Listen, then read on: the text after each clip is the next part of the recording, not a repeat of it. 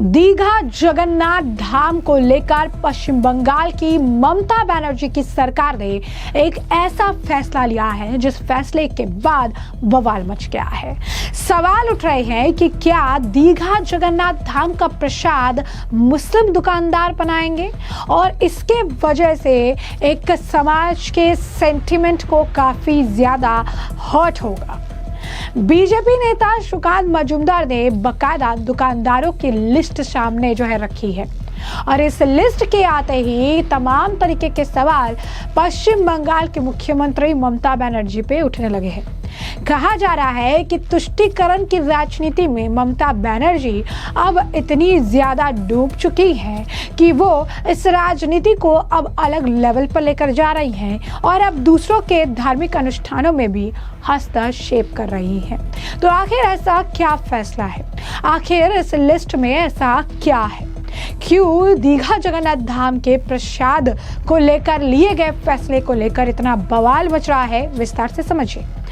तो दीघा जगन्नाथ धाम के प्रसाद का वितरण बंगाल सरकार यानी ममता सरकार के दुआरे सरकार योजना के तहत करवा रही है, लेकिन इन प्रसादों को जगन्नाथ मंदिर धाम ट्रस्ट द्वारा नहीं बल्कि स्थानीय स्तर पर बनाया जा रहा है।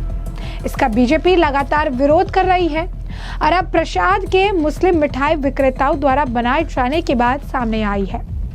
रानीनगर में दीघा जगन्नाथ धाम सांस्कृतिक केंद्र के राशन डीलरों को जो प्रसाद वितरण के लिए चुने गए हैं, उनमें 4 में से 3 मुस्लिम बताए जा रहे हैं। इसके खिलाफ बीजेपी ने अब आवाज उठाई है। बीजेपी नेताओं का कहना है कि यह हिंदुओं की धार्मिक भावनाओं को ठेस पहुंचाने जैसा है। नोटिफिकेशन को लेकर बीजेपी नेता सुकांता मजूमदार ने ट्वीट किया है। बांग्ला में किए गए इस ट्वीट में उन्होंने कहा है कि मैं पश्चिम बंगाल प्रशासन से पूछना चाहता हूं, क्या यह अधिसूचना सत्य है? रानीनगर के ब्लॉक नंबर 1 में दीघा जगन्नाथ धाम सांस्कृतिक केंद्र के राशन डीलरों को प्रसाद की आपूर्ति के लिए जो अधिसूचना जारी की गई है, उससे अब स्थानीय हिंदुओं में आशंका पैदा हो गई है। इस अधिसूचना की सच्चाई को प्रशासन के संज्ञान में तुरंत लाया जाना चाहिए। नोटिस से पता चलता है कि कई स्थानीय मिठाई की दुकानों के मालिकों के नाम और नंबर दिए गए और सूचीबद्ध 4 मिठाइयों की दुकानों में से 3 एक पर्टिकुलर कम्युनिटी के हैं। तो क्या सरकार माननीय तोषण की ओबीसी सूचना सूची की तरह अब आप कह सकते हैं मुसलमानों के आरक्षण को सुरक्षित करने के लिए कदम उठा रही है? क्या मुस्लिम व्यापारियों को भी हिंदुओं को वितरित करने के लिए प्रसाद तैयार करने का ठेका दिया जा रहा है? इससे पहले नेता विपक्ष शुभेंदु अधिकारी ने भी इस मामले को उठाया था। उनका कहना था न सिर्फ मिठाई खरीदना बल्कि स्थानीय दुकान के से मिठाइयों के डिब्बे खरीदना भी हिंदू धर्म का अपमान है। मिठाई के पैकेट को दिखाते हुए उन्होंने कहा था कि पूर्वी मेदिनीपुर के दीघा में बने जगन्नाथ मंदिर के प्रसाद लाने के बजाय राज्य सरकार स्थानीय दुकान से मिठाई तैयार करवा रही है। भगवान के प्रसाद के नाम पर स्थानीय दुकानों की मिठाई घर तक पहुंचेगी, ये अपमान है। अब ऐसे में आप देख सकते हैं कि एक बहुत बड़ा मामला बन चुका है। तमाम तरीके के इसे लेकर बयान देखने के लिए मिल रहे हैं, तमाम तरीके के इसे लेकर रिएक्शंस देखने के लिए मिल रहे हैं। दीघा जगन्नाथ धाम को लेकर पहले भी कंट्रोवर्सी आया था जब ममता बनर्जी ने इसे लेकर बयान दे दिया था और ये कह दिया था कि ये एक और जगन्नाथ बाबा का धाम है, जिसके बाद इस पर कंट्रोवर्सी हुई थी। इस पर बयान भी सामने आए थे और ये कहा गया था कि सिर्फ 4 ही धाम है और ये कहना कि ये 5वां धाम है, ये गलत है। ममता बनर्जी को अपने बयानों को वापस लेना चाहिए। तो ऑलरेडी एक कंट्रोवर्सी हो चुकी थी और इसी बीच अब आपको बता दें कि एक दूसरे कंट्रोवर्सी को ममता बनर्जी की सरकार ने ये फैसला लेकर जन्म दे दिया है। इस फैसले की लोग लगातार आपको बता दें कि इस पर चर्चा कर रहे हैं। सोशल मीडिया पर इसका बयान चल रहा है। सोशल मीडिया पर काफ़ी ज़्यादा अगर आप कहेंगे कि इसे ट्रोलिंग का शिकार ममता बनर्जी इस वक्त हो रही है और कहा जा रहा है तुष्टीकरण की राजनीति के लिए जानबूझकर ये चीज़ें ममता बनर्जी कर रही हैं। यही नहीं, आपको बता दें कि जिस तरीके से ये बात सामने आई है, इसके बाद अमित मालविया ने भी अपने एक्स हैंडल पर इसे लेकर प्रतिक्रिया दी और उन्होंने इस पर कुछ गैर हिंदू नाम उसमें दर्ज थे, उसमें लिस्ट में शामिल था। उन्होंने इसे प्रशासनिक लापरवाही के साथ साथ जानबूझकर किया गया धार्मिक उकसावा बताया।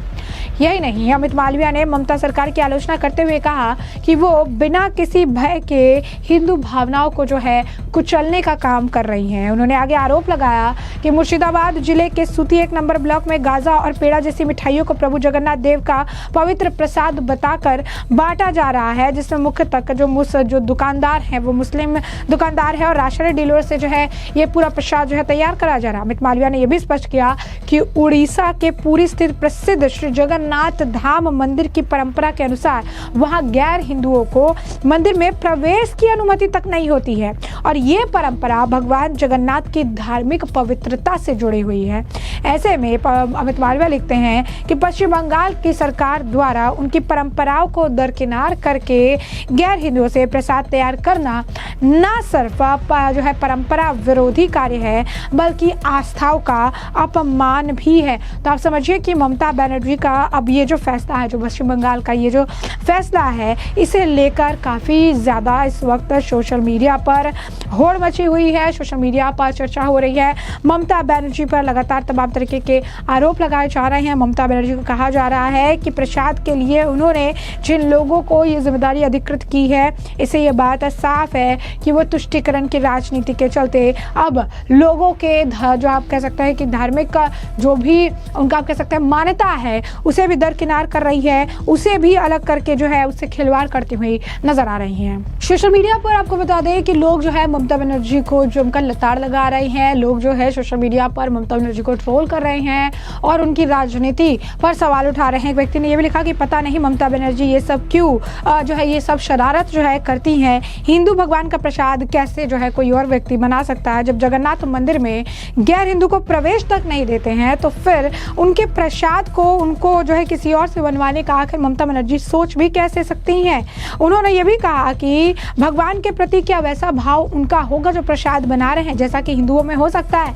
तो आखिर में ममता बनर्जी जो है करना क्या चाहती हैं? ममता बनर्जी इस तरीके की चीज़ें क्यों कर रही हैं? और यही नहीं, आपको बता दें कि इससे पहले भी एक कंट्रोवर्सी ऑलरेडी दीघा के जगन्नाथ धाम को लेकर ममता सरकार के वजह से, उनके एडवाइजरी की वजह से हुई थी, जिसको मामलों को लेकर काफ़ी ज़्यादा बयानबाजी हुई थी। ज़रा सुनिए कि इससे पहले जो कंट्रोवर्सी हुई थी उसमें जो है कहा गया था, क्योंकि कह रहे थे कि एक और धाम हमने बना दिया, ये 5वां धाम है, इस बयान को लेकर कंट्रोवर्सी थी, इस पर भी प्रतिक्रिया देखने के लिए मिली थी। ज़रा सुनिए क्या कुछ उस वक्त कहा गया था। गोटे हूँ दीघा जगन्नाथ मंदिर, यही मंदिरटी जगन्नाथ धाम बा जगन्नाथ धाम सांस्कृतिक केन्द्र भाव में प्रचारित होती, जोटा कि आम समस्त को व्यथित करुच्ची, कारण ये परंपरा विरुद्ध, जगन्नाथ संस्कृति विरुद्ध ये नामकरण।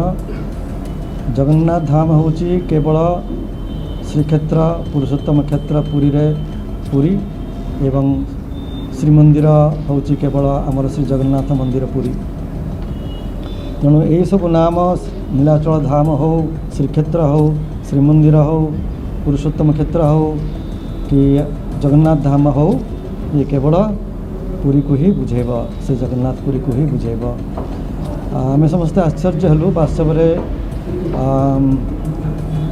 मंदिर दीघा मंदिर ये नामकरणटा आम जिते दीघा मंदिर प्रतिष्ठा है, प्रतिष्ठा उत्सव 30 तारिख एप्रिल से समय ही आम जानीपारू। आम समस्ते आश्चर्य हलु जे ये केमती नामकरण है। विश्व रे अनेक जगन्नाथ मंदिर सब निर्माण होती, कौटी ये नामकरण कहीं करना, कारण समस्त जानते जो जगन्नाथ धाम होची केवल पुरी श्रीक्षेत्र।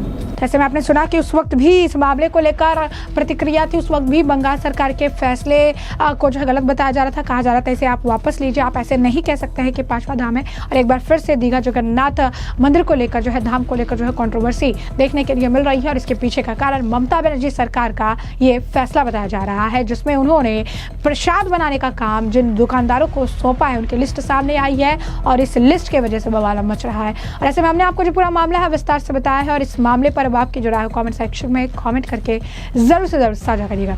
धन्यवाद।